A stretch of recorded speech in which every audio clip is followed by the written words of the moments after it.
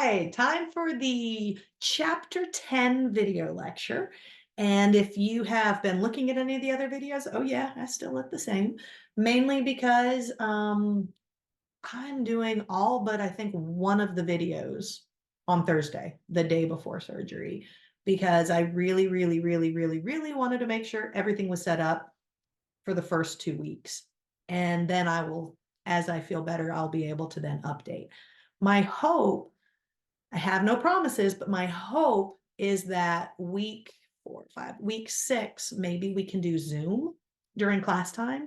So it feels a little more normal because I really do prefer being able to do the back and forth and have feedback and stuff. But I also want to make sure you are 100% set up. So here we go. So this is for, there we go, chapter 10.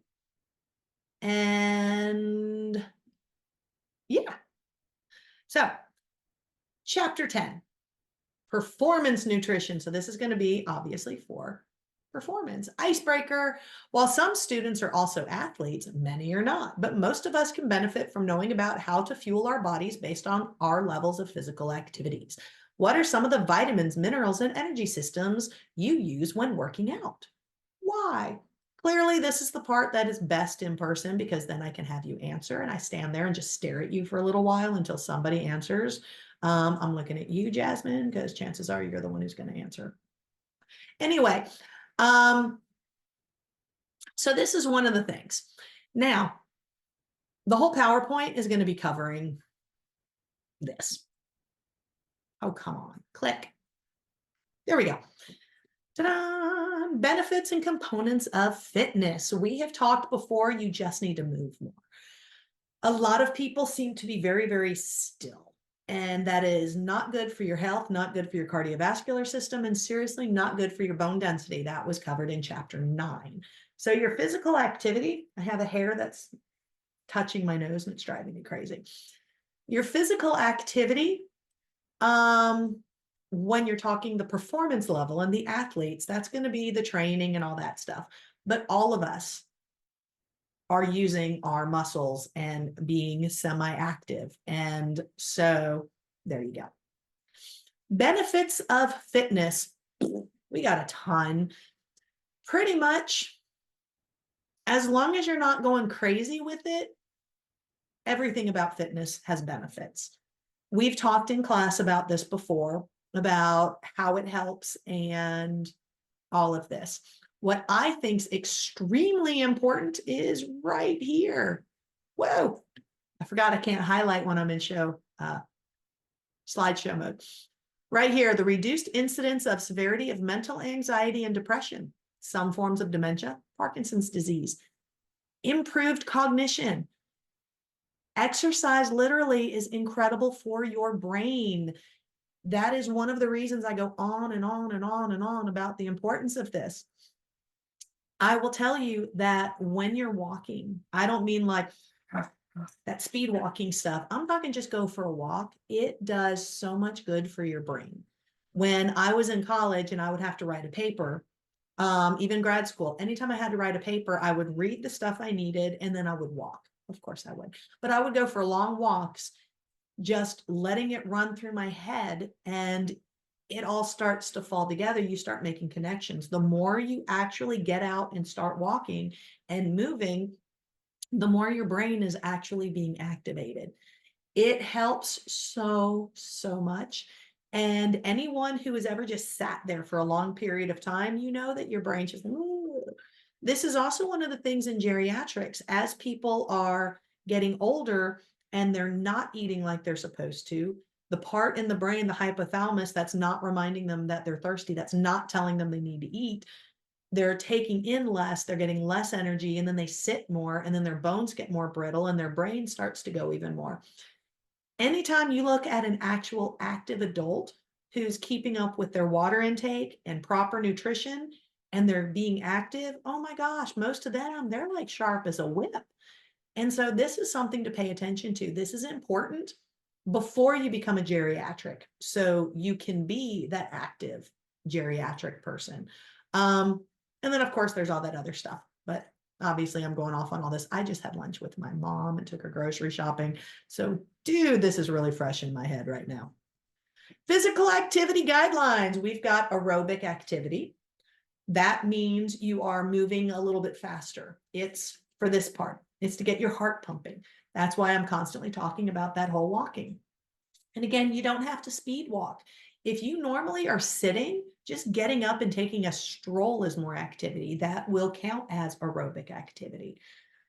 I think one of the issues for a lot of people is they tend to think, oh, I don't have time for that because if I'm not going out there and doing a 30 to an hour speed walk, no, just do something. Get up, move, go up and down your stairs, park a little farther from the store. Anything helps. It's best if you can do between, it says right here, 150 to 300 minutes of moderate intensity. That means just walk at a decent pace, not speed walking, but a decent pace, just something faster than you're slow. That's it. 150 minutes is what, 2.5 hours about. Yeah, that's 2.5 hours. You should be able to fit that in randomly. It doesn't mean in a row. You can do like a 10-minute walk, a 10-minute walk, a 10-minute walk randomly throughout the day. It's going to help. Dancing in your kitchen when you're cooking, that counts. So then the resistance training, when you see resistance training, most people automatically think weightlifting. That is one type. So is Pilates. Did you know that yoga counts as strength training? That's also extremely helpful. So it's just anything that you can just do for a little more that's like kind of stuff. If you are just at home and you don't know what else to do and you don't have anything, you can literally take your water bottle, do things like this. You want to work on your triceps, grab it, put it like this so it's next to your ear, and then just lift like that. You can do that with a water bottle. You can do it with a can out of your pantry. That'll work these muscles. You can stand on some steps and then just dip your heels and lift up. Things like that.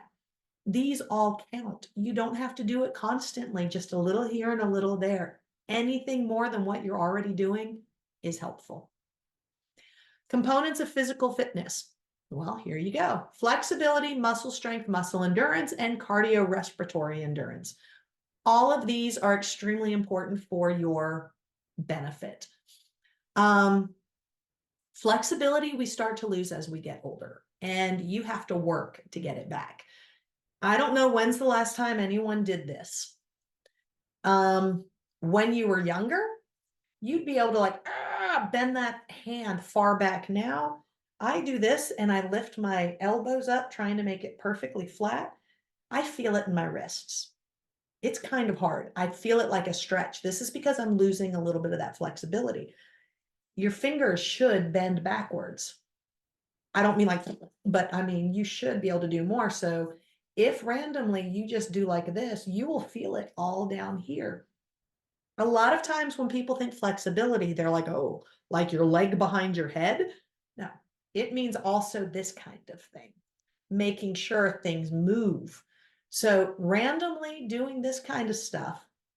Since I'm in a chair, I have a hard time doing the other, but the other one is like grasping your hands behind your back and lifting your arms. That's going to help with the flexibility back here. Muscle strength again. Ta-da! It's just picking things up. It's to work on that. Muscle endurance, how long can you hold it? And cardiorespiratory, that's how long can this take it? This doesn't tell you this part, but another one that's extremely important, and I'm blanking on the name of it. I read an article in the New York Times not too long ago about it, is I have to move it. Sitting perfectly still like this, feet flat on the ground, the whole up, down. You have to, and I know you only see part of me, but doing that without rocking, without woo to get up, without having to push up is extremely important. And this is one of the things a lot of people seem to forget about. And it's an indicator of your actual physical health. I'm probably going to make everybody do this in the classroom when I get back. I won't be able to because I'll have one foot, but it is something you should practice. If every time you get out of a chair, you're like, ugh, that means you are missing something very important here. And it is so easy to lose it. But the more you work on it, you can build it back. This is one of the huge components for as you're aging to take care of. I think we've all seen the people who can't get out of a chair without rocking or without that kind of thing. So I implore everyone, check it out. See when you're sitting and your feet are totally on the ground, even if you have to hold your hands like that, and see if you can just stand up. You know, it's almost like doing a squat. See if you can do it without and all that stuff. Okay.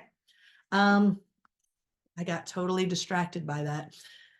Cardiorespiratory endurance. Again, this is for our heart health. It is so important because our heart, well, is the heart of us. It's our core. If our heart is not working, we're gone.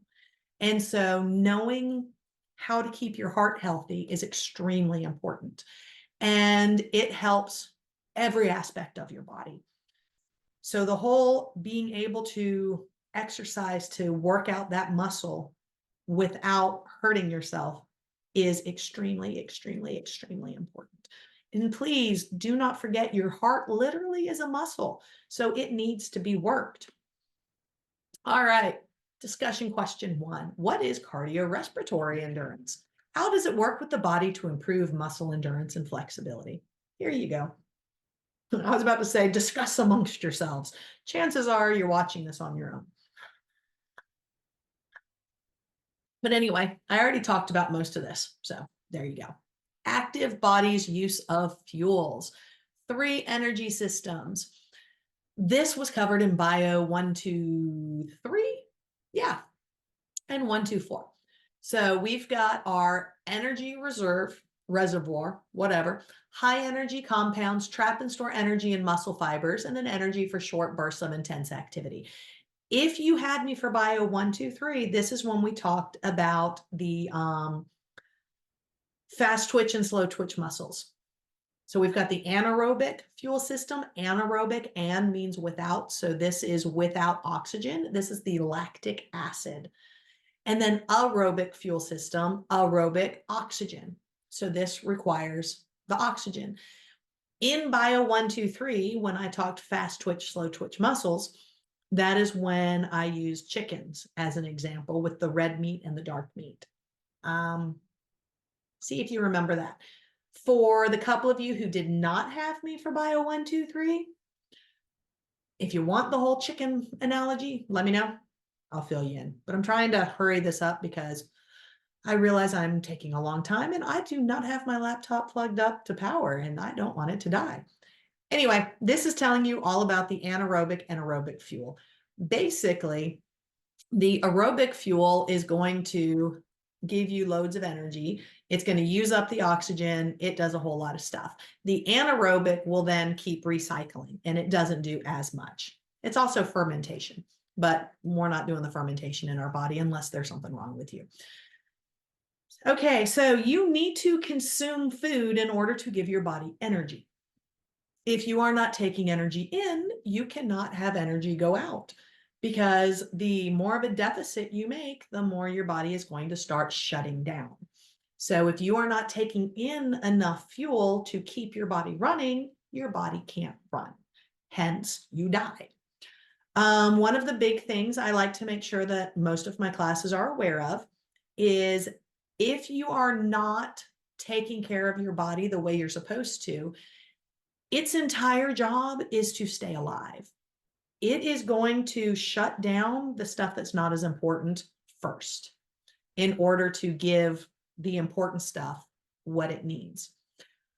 One of your systems, one of your organ systems that is entirely extra, as in your body does not need it for you to be alive, is your reproductive system.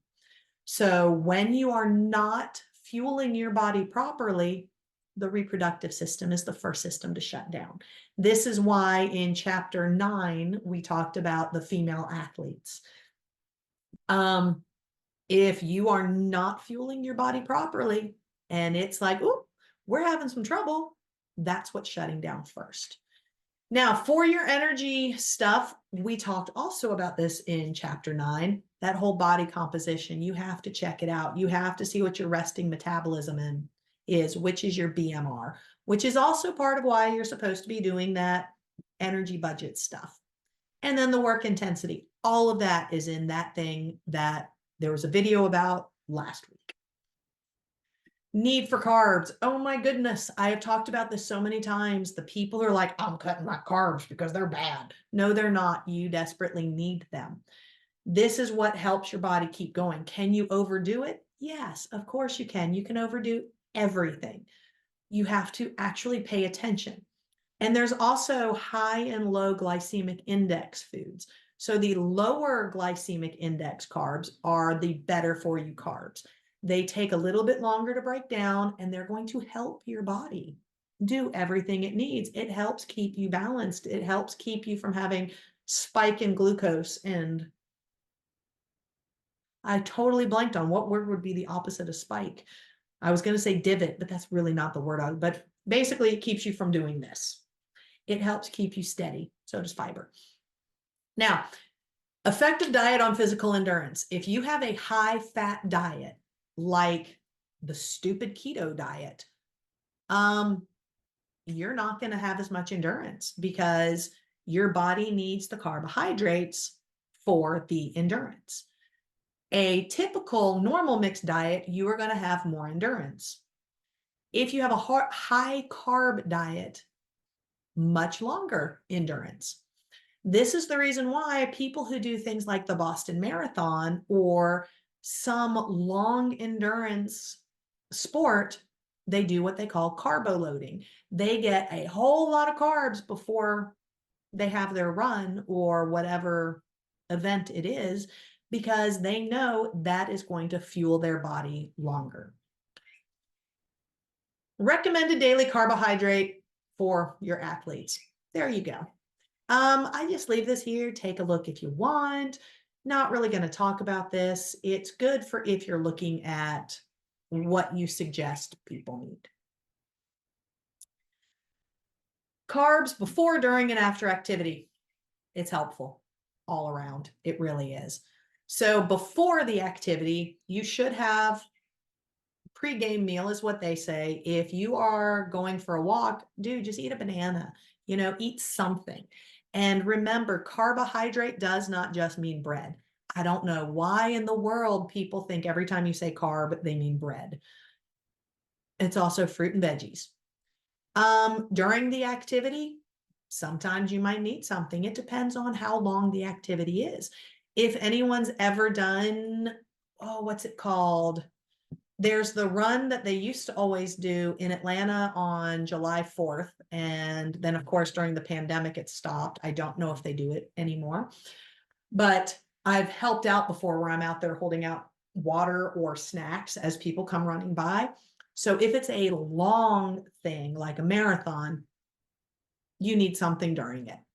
If you're just talking like going to the gym, not as important. And then after activity, you should have something again after you are finished, just a little something to help replenish because your body is burning stuff the whole time. Fat as fuel. Factors affecting your fat use is how much you're working out, all that stuff. You are supposed to be consuming between 20 and 35% of your daily calories as fat. I have also said 8,027,000 different times, focus on unsaturated fat because saturated fat is not healthy. A little bit of saturated fat, sure, but you need to limit that because that's the stuff that then clogs up your veins and arteries, which is not where you want to go. Omega-3 fatty acids, that's one of the absolute most important. So please, please, please focus on that. Protein for building muscles. Yeah, a lot of people want that. You definitely still need protein, but you don't want to overdo it either. So here where it says for athletes, we've already shown how to calculate a lot of your stuff. And we just did your protein stuff in class where you took your weight in pounds, divided it by 2.2 to make it I started to say carbohydrate, to make it kilograms.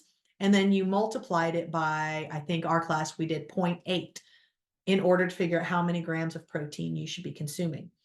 If you are an athlete, this is what you would be doing. This is very specific for the athlete. This does not mean if you consume this much protein every day, you are suddenly going to be building muscles. This means if you are already making sure you have enough carbs, making sure you have enough fat, making sure you have enough water, good God, don't forget the water part, and you're working out, you then also up your protein. If you are not doing the huge exercises, you don't need this much protein because you can overdo it. Also, please don't forget that when we covered protein, we also cover the fact that when you up your protein, you need to up your water intake. Super, super, super important. Protein is not just a magical thing that will suddenly give you muscles. All right, you have to be working for it. And by the way, the reason you need more protein when you're trying to build the muscles is because when you're doing weightlifting and you feel that, ow, what's happening, how you're getting these muscles is the muscles are tearing and reknitting, tearing and reknitting, tearing and reknitting. And so that is a lot of repair work. This is the reason why when you look at those big burly weightlifters that are like, you wonder if they can put their arms down. When you see these people, when they get older, they look really soggy because they have ripped and rebuilt their muscles and then they're left with these lumpy things. I asked a physical therapist about that because I'm always baffled at the ones that are like this. And the problem with a lot of bodybuilders is they're working so hard on how it looks that they're not working all the muscles individually, and they end up losing a lot of the important muscles that you need for normal stuff. Like, I'm going there, like wiping your butt or scratching back here. There are people who will look like this, but they can't do actual simple movements because they have let those muscles atrophy in order to do the big ones. So when you're doing the workout and you're wanting to build muscle, think on if you want the bulky muscle or if you want the lean muscle. Lean muscle, super healthy. Bulky muscle, not so much. All right, activity. Calculate the potential protein needs for an athlete who weighs 77 kilograms. This is not your in-class activity. I'm just telling you that. This is just showing you how to do this. So we have already had you do the 0.8 grams per kilogram a day for your personal protein. So this is showing you for this athlete the difference of how much they would need. This is your in-class assignment.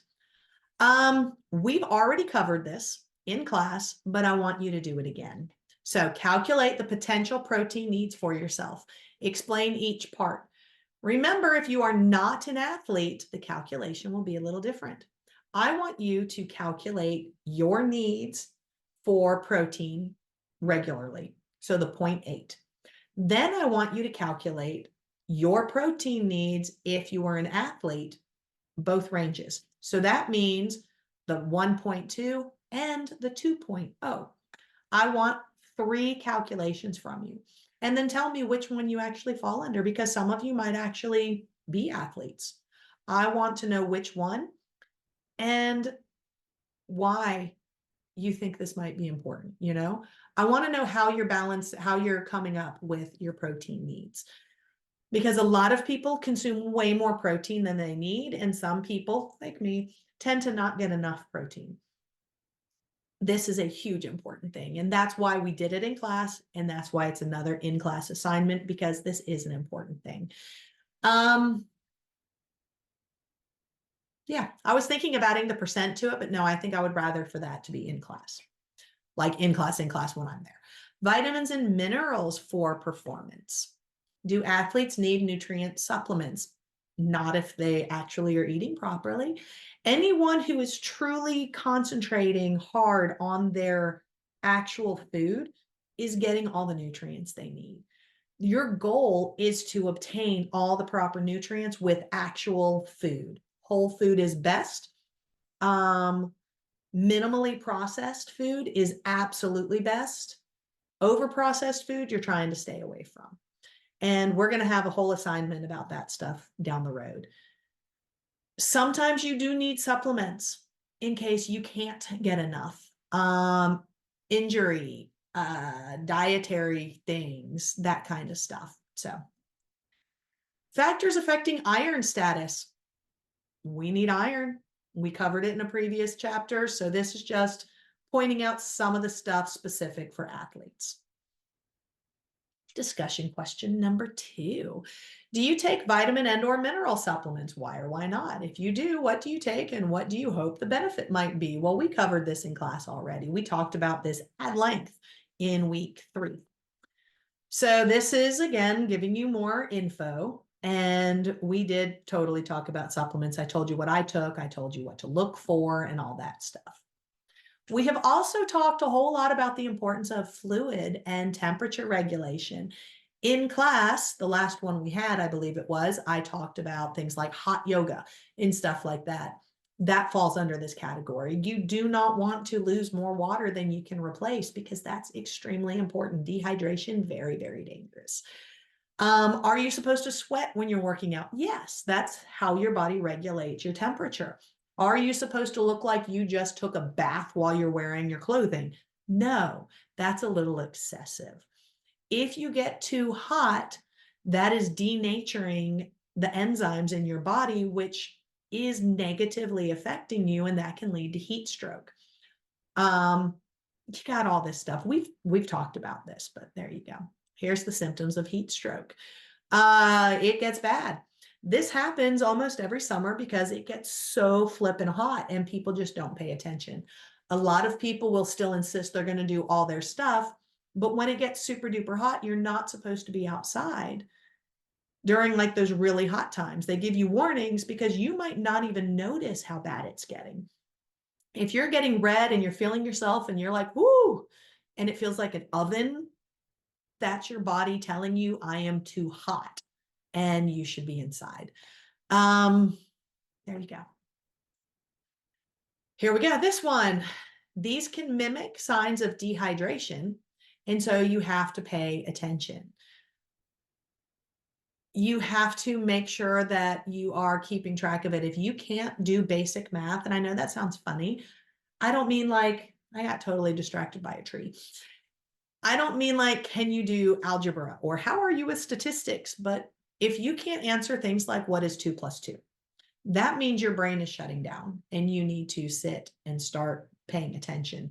Drink some water, some cool water, not ice cold, but cool, and just that kind of stuff. Same stuff here about your fluids. Make sure that you are still staying hydrated. If you need to do the sports drink because you have lost way too much, we talked about this in a previous lecture with electrolytes, try not to get the overly added sugar things. The reason a lot of them are not really great for you is because of how much they've tried to make them like a soda or an energy drink. You don't need that. I'm going to go ahead and take a moment to tell you there is no healthy energy drink. I don't care if they tell you there's healthy stuff in it. That does not mean it's healthy. That's kind of like if you take a pile of poop and put some asparagus inside it. That doesn't mean that's a good thing to consume. Same kind of thing. An energy drink is not good for you ever, period. No matter what they're adding to it. It is not healthy. Sports drinks, proceed with caution. Sometimes you do need the extra electrolytes because of an extreme event, but you don't ever need so many added sugars that it's like 80% of your daily allotment. Notice this says 6 to 8% glucose. Keep an idea. Make sure it's not super high on the sugar level. That's why sometimes look for the zeros or the diet. I'm not a big proponent for the fake sugars. So if there are ones that are sweetened with stevia, that's a natural sweetener. That is not a fake sugar. That literally comes from a plant called the stevia plant. It comes from a leaf. Anyway, I digress. Okay, here we go. At these aids, these are supposed to help you, but a lot of times it's a load of crap. So these are those whole things of proceed with extreme caution. Always look where it comes from. Yeah. So I don't even know where to go with this. You need to be careful with absolutely everything. Did it say here? No, there was something I swear I thought, oh yeah, it's right here, the human growth hormone. Where is this? Human growth hormone. Some of those infomercials, and I've talked about this in class, some of those infomercials out there are going to tell you things like, have you noticed that as you have aged, you have less energy, your weight gain, this and that, and blah, blah, blah, blah, blah. And you're like, oh, yeah, oh, yeah. And then they tell you to buy this product and it's going to help increase blah, blah, blah. One of them out there constantly tells you that it's because after this age, your human growth hormone came down. And that's the reason. The reason your human growth hormone came down is because you are not growing anymore. You're not supposed to have a high growth hormone. What happens if you start consuming this? Your bones aren't supposed to grow after you're in your early 20s. So your body can't do what it's supposed to do. I suggest people Google what happens when you have too much human growth hormone as an adult. You're going to see your knuckles start growing because it starts doing crazy stuff. It's not helpful. I would hesitate to say if it's on an infomercial, just stay away from it. I mean, that's pretty much it. Anything that tells you this works instant, this is a miracle, anything, it's bullcrap. If you are increasing your caffeine to lose weight, which is what a lot of these pills actually are, all that is making you pee a lot, and then it's going to bring you to dehydration. You lost water weight, and then it's going to come right back. Most of these things really, literally are just knocking you out of whack. There is no miracle anything. If you really want to be healthier, if you want to be at a different weight, if you want to be stronger, whatever, it takes time, it takes proper nutrition, it takes water, it takes effort.